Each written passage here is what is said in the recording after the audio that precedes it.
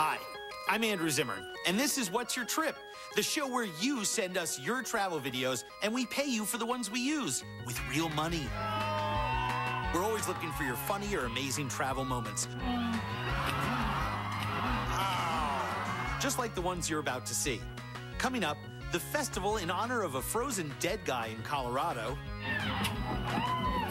You're like, Ryan Van Duzer is an adventurer who likes to travel on a budget, and sometimes that means taking the no-frills airline option. Here, he hitches a ride with a 15-year-old pilot that he just met the night before in a bar. Hey, what's up? We met this guy Daniel in a bar the night before, and he proudly told us that he had an airplane, and we told him we want to fly in that airplane. So we met him the following day and got ready to go. We're going to do a little bit of flying, so let's jump in the plane and go up in the air. I was a little worried about jumping in the plane with a total stranger, especially since Daniel looked 16 years old and the runway was a soccer field. But the excitement of flying got the best of us, and we went for it. In the back of my mind, I could hear my mother's voice screaming at me, "Ryan, don't do that, it's dangerous!" But Mom wasn't there, and she couldn't stop me. I always thought that airplanes were meant for flying high in the sky, but Daniel seemed to like flying 10 feet off the ground. I was so close to the beach, I could almost see people getting sunburns. We returned safely to our soccer field just in time for another dangerous adventure. Thanks, Daniel, for not killing us. He's braver than I am.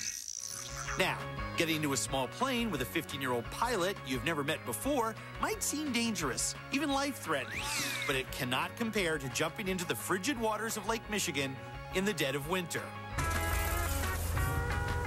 Our friend Ryan Van Duzer is back on the ground in this clip, but not for long. He's about to take a very memorable swim wearing his Santa Claus underwear. It is the first day of 2008, and it is time to freeze our balls off. So we're going to jump into freezing cold water voluntarily. We're going to pay for it, and we're going to love it. It is time to kick off 2008 with a smile and a scream. And a Speedo. And a Speedo. Risks arising from exposure to large and sudden changes in environmental temperatures can cause loss of consciousness, hypothermia, heart attacks, and other life-threatening conditions. Let's do it. All right, brothers, you ready? You ready for this? Take your clothes off. Go!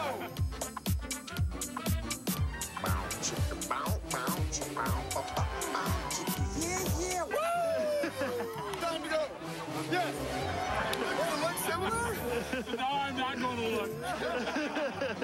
I have no doubt this is going to be painful. It's going to hurt. My body's just going to seize up. I'm going to be screaming like a little girl or a little boy. But you only live once, so you got to do it. You got to live. Might as well put yourself through some pain every now and then to remind you that you're alive. I'm so happy!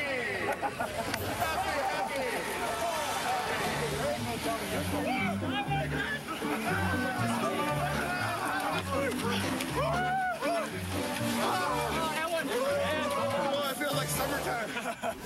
During Ryan's trip to Colorado, he also found time to go to the somewhat bizarre annual Dead Guy Festival in Nederland. It celebrates the life and, well, frankly, the death of beloved Grandpa Brado, who is now preserved at minus 109 degrees Fahrenheit. That's weird. The coffin races.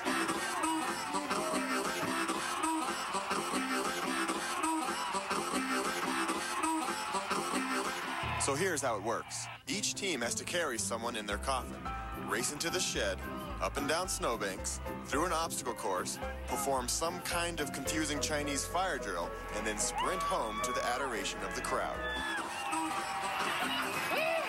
But usually it doesn't go as planned, and that's the fun of it, at least for the spectators.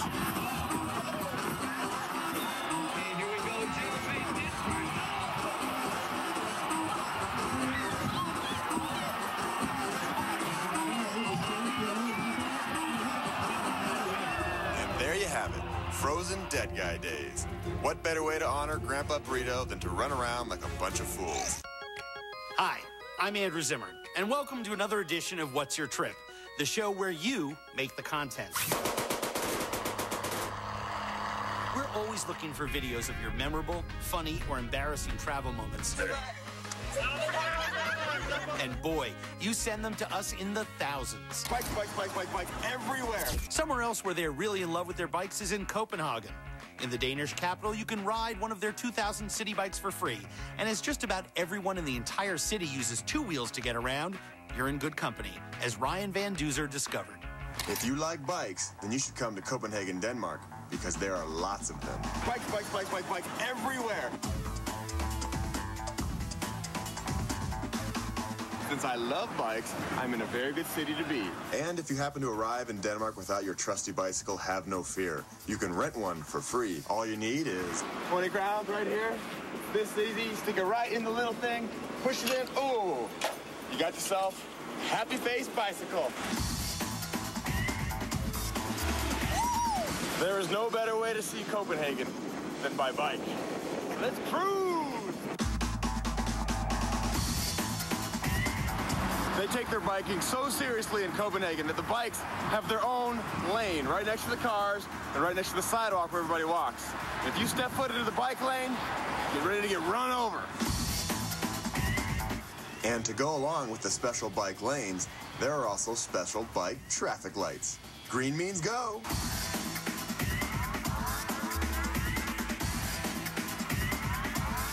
Bicycles are used for just about everything in Denmark, like taking out the trash, and newspapers, and taxis. And whoa, what was that crazy Jetson-looking thing? Woohoo!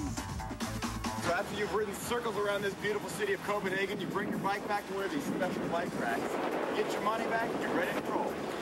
Stick this thing in there, money pops out, get your nice shiny 20 crowns. You know what this is good for? A beer. Let's go get a beer. And apparently, city bikes are good enough for presidents. Bill Clinton was given a specially designed city bike as a gift by the city of Copenhagen when he visited Denmark in 1997. I'm sure he rides it all the time.